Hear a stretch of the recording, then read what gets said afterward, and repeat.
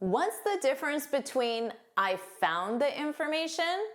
I found out the information. The task is simple.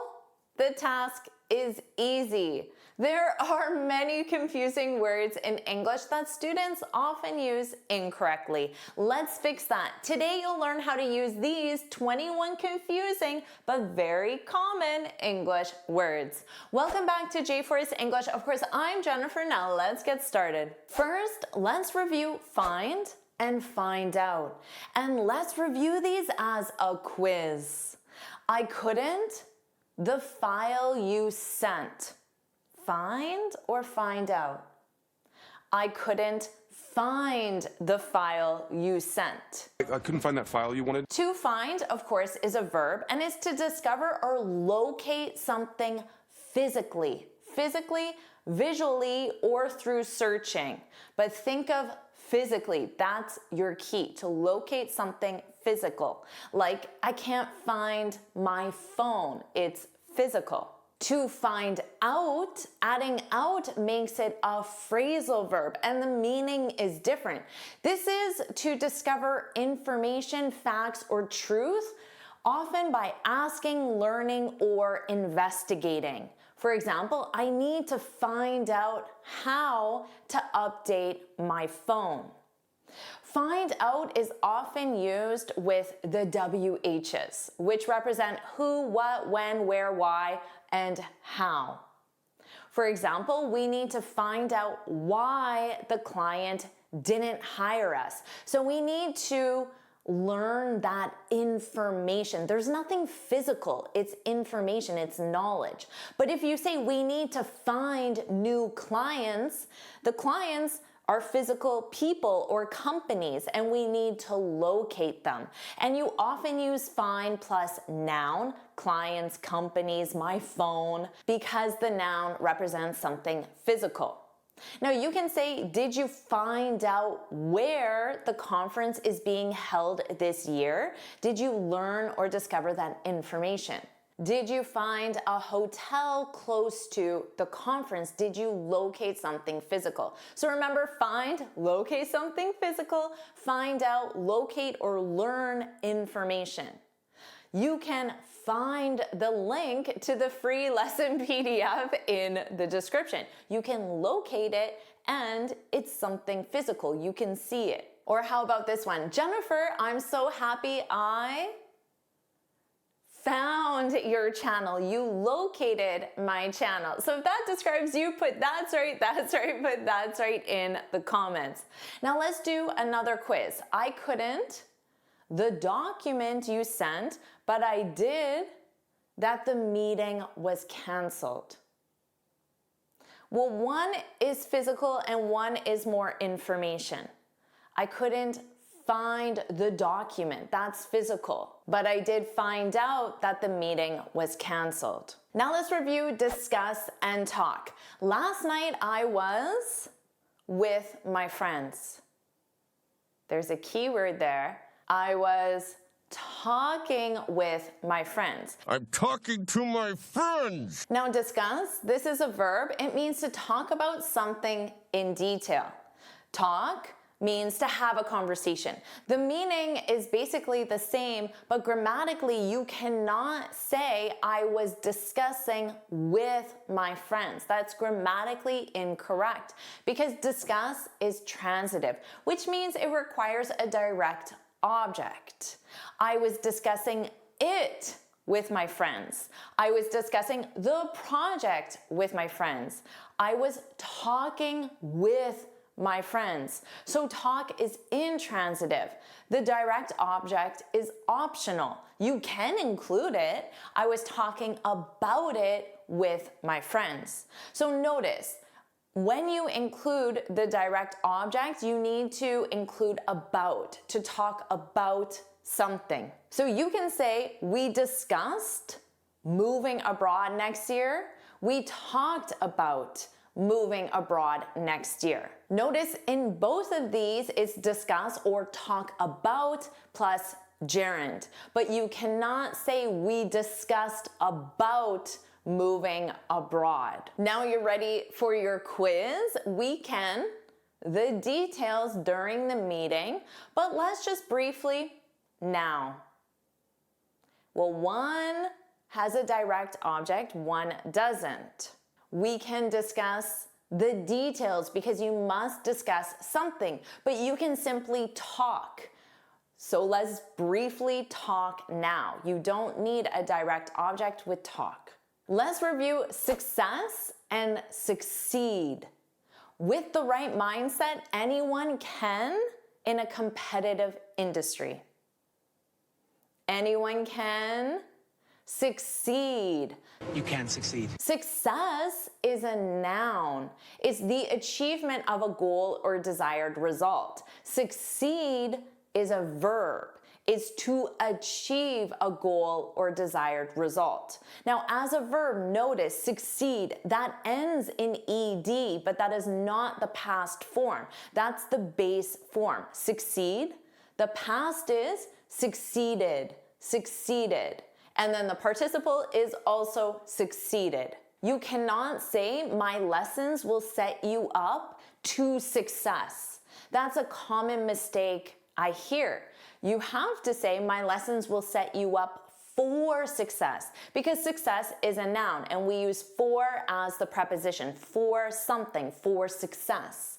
Or you can say my lessons will set you up to succeed. So you can use the verb succeed, but it's the infinitive, so you need to succeed. Remember, success as a noun, it's a thing, but succeed as the verb is the action. I know you'll succeed. That's the verb. I know you'll achieve success. Now, success is the noun. In the sentence, grammatically, you still need a verb. So a common collocation is achieve. You achieve success. You can use both the noun or the verb to start the sentence, which is very common. Success is the result of practice, repetition, and patience. This is what I always tell my students. Now here, success to start the sentence is a noun. You could change this to the verb and say succeeding is the result of practice, repetition, and patience. So notice the sentence starts with the gerund verb, your verb in ing. Let's try another quiz. If you want to, in this industry, you'll have to define what looks like to you. Well, grammatically, your clue is that to, because it's part of the infinitive, so you know you need a verb to succeed. If you want to succeed, you have to define what success looks like to you. Now let's review vacant and available. Excuse me, is this seat? Hopefully you said available. Is the seat available? Vacant is an adjective. It means empty or not occupied, but it's only used for rooms, building, or properties, generally that you rent, either long-term or short-term. So think real estate hotels. For example, the apartment has been vacant since June. This means nobody has been living in the property since June. So a real estate context. Available is also an adjective. It means ready for use, accessible, or free to be used or contacted. Now, you can say the apartment has been vacant since June, but is not available to buy until August. So it's not free, it's not ready to buy until August. The hotel only has one vacant room. We better book it. So it's very commonly used, real estate hotels. Or you can say, I can't believe there are no vacancies anywhere downtown. Do you notice anything different here? I used vacancy, which is the noun. I just used the plural form, vacancies. So this represents a space or a place available for use, and again with hotels or real estate. Outside of real estate, vacant can be used for a job position. For example, that position has been vacant for months. You will hear that, but it's probably more common to say that position has been open or unfilled for months. And just remember, it's to be vacant or available because they're adjectives. So you can ask, are there any vacant rooms this weekend? Are there any available rooms this weekend? So if you use vacant, it sounds more official or technical. If you use available, it sounds more casual and everyday. But you cannot say, I'm vacant at 3 p.m. You must use available. Or the microwave is vacant, because it's not real estate. Or this seat is vacant. Again, not real estate. You must use available to say that something is free. Here's your quiz. The hotel room is still, but I won't be to discuss the details until this afternoon. Well, it's pretty easy, right? Because when you see hotel room, you know it's vacant. I won't be available. Here's a confusing pair, electric and electrical. The company is investing in more vehicles to reduce emissions. Electric vehicles. It's an all-electric vehicle, no tailpipe. Remember that EV as an acronym stands for electric vehicle, not electrical, electric vehicles. Tesla is an electric vehicle. Electric is an adjective. It means powered by electricity. Electrical is also an adjective, but it's related to electricity in general. So it's systems, engineering, or parts. So you would ask someone, when are you going to buy an electric vehicle? When are you going to fix your electrical issues? Issues with the systems and electricity in general. I have an electric toothbrush, a toothbrush that runs on electricity. I have an electric toothbrush. We just installed an electric heater. That house has been vacant for years because it has serious electrical issues. So generally when you need to call a technician, it's for electrical issues. Or you might say, my cousin is an electrical engineer. So it's also the field of study. Here's your quiz. The hotel just installed new outlets in every room and blinds. Well, the blinds run on electricity, so they're electric blinds. You press a button and the blinds open and close. How cool is that? So the first one is electrical outlets, is related to electricity in general, systems, parts. Now let's review realize and achieve. With the right support, you can your personal and professional goals. You can achieve. The United States encourages you to achieve your goal. Realize is a verb. It means to become aware of something or to understand it clearly.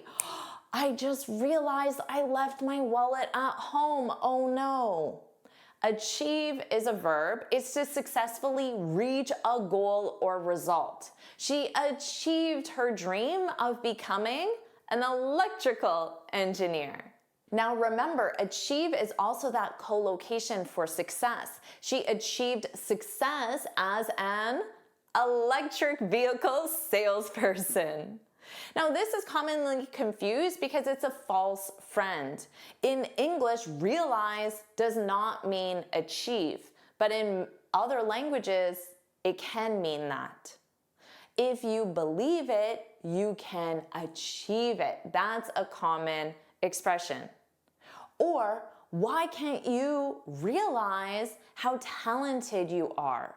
So in this sense, it's why can't you understand how talented you are? So use realize when talking about understanding or noticing something, like my wallet isn't in my purse. Here's a common example. Oh no, I didn't realize the deadline was today. Or he suddenly realized he forgot the required documents. So we often use this when something negative may happen. Use achieve when talking about reaching a goal. She worked hard to achieve success in her field. We finally achieved our quarterly targets. Your quiz. I didn't. How close we were to finishing until we finally, our sales goal. Pretty easy because we have goal, so you know it's achieved our sales goal. So that leaves I didn't realize, understand, or notice. Now let's review welcome and you're welcome. How about this? To paradise. Welcome to paradise. Welcome to paradise. Welcome is a verb. It's to greet someone in a friendly way. It's also used to say someone is accepted. You're welcome, of course, is a phrase and it's a polite reply to thank you. Thanks for the coffee. You're welcome. Just know Americans don't say thanks for the coffee, welcome. We don't say welcome as a reply to thank you. We say you're welcome.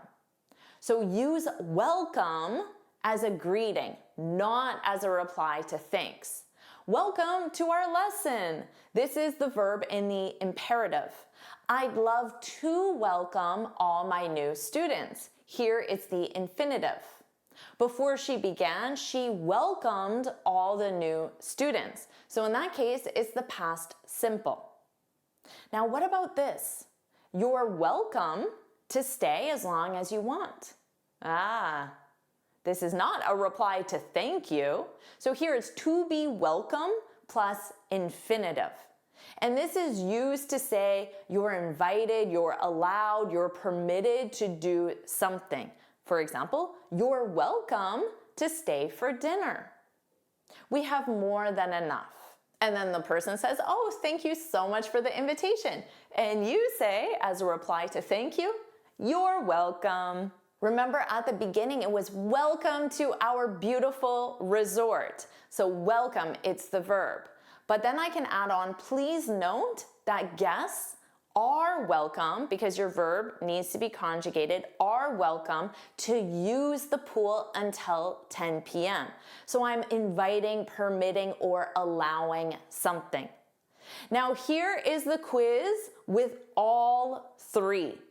Everyone, let's our new employees to the team, please remember that to ask questions at any time, and you in advance for the free lunch today. Everyone, let's welcome our new employees.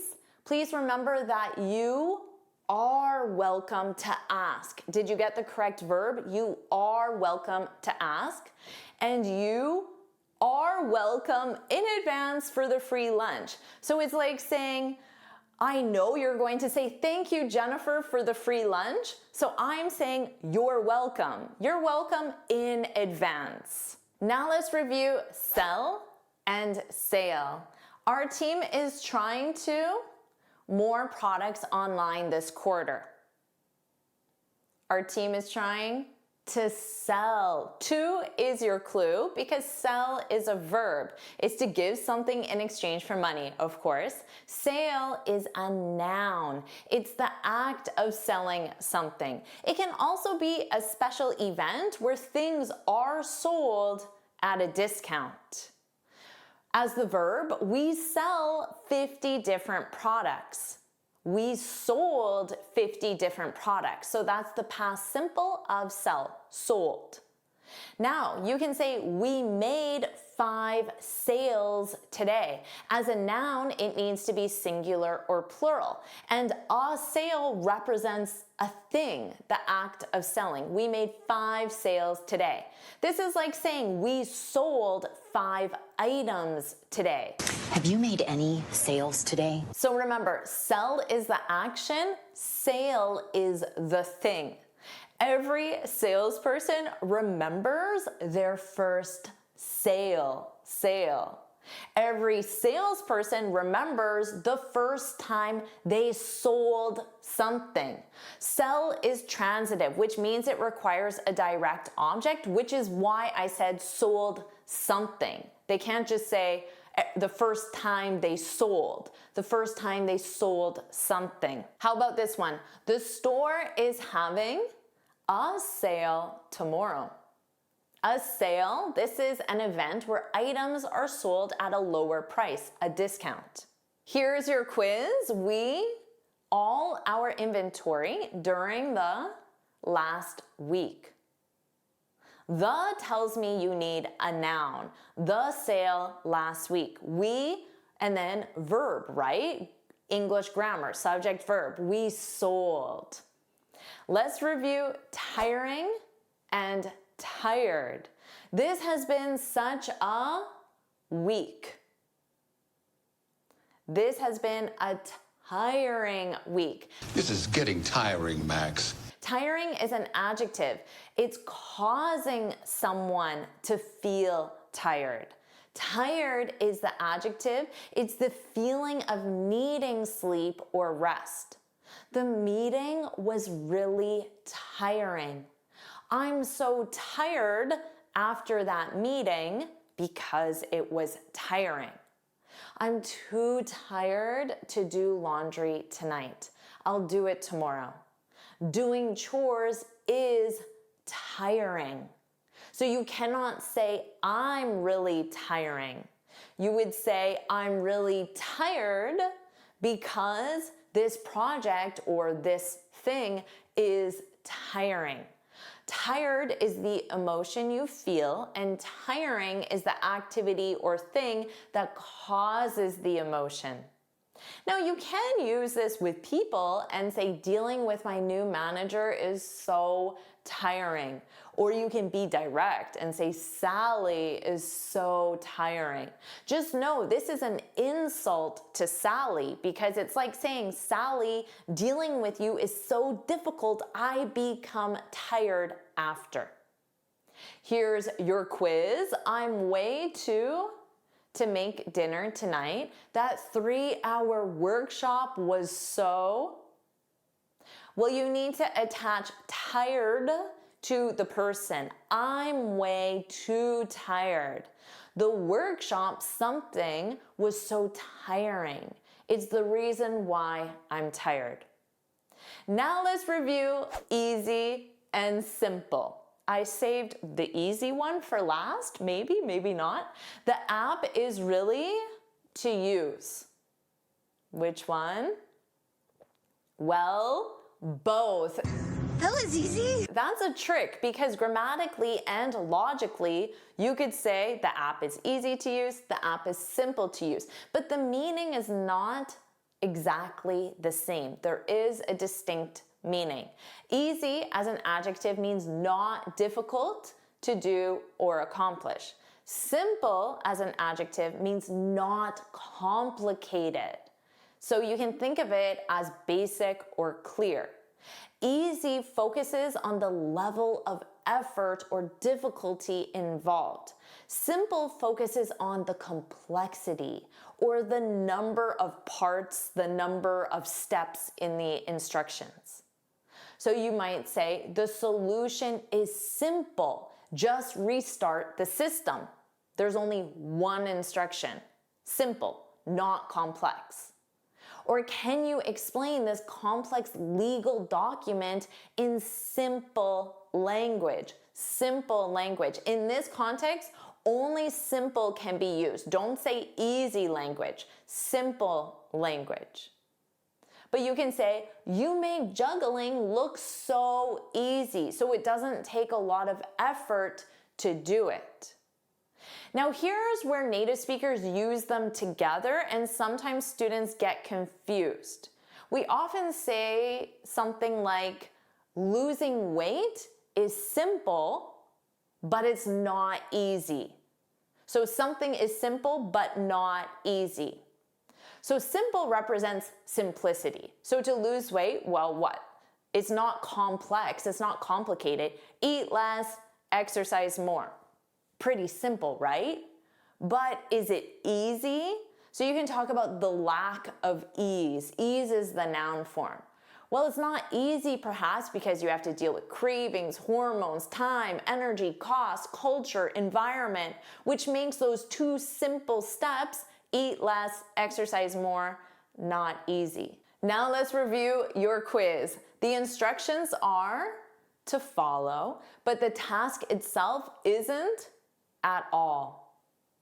Well, instructions are simple. They're not complex. There's only 3 steps, but the task isn't easy. It requires a lot of effort. There's difficulty. Now you know these 21 confusing English words. There are many more confusing word pairs. Do you want me to keep helping you? If you do, put let's go, put let's go in the comments. And of course, make sure you like this lesson, share it with your friends, and subscribe so you're notified every time I post a new lesson. And you can get this free speaking guide where I share 6 steps on how to speak English fluently and confidently. You can click here to download it or look for the link in the description. And here's another lesson I know you'll love. Watch it now.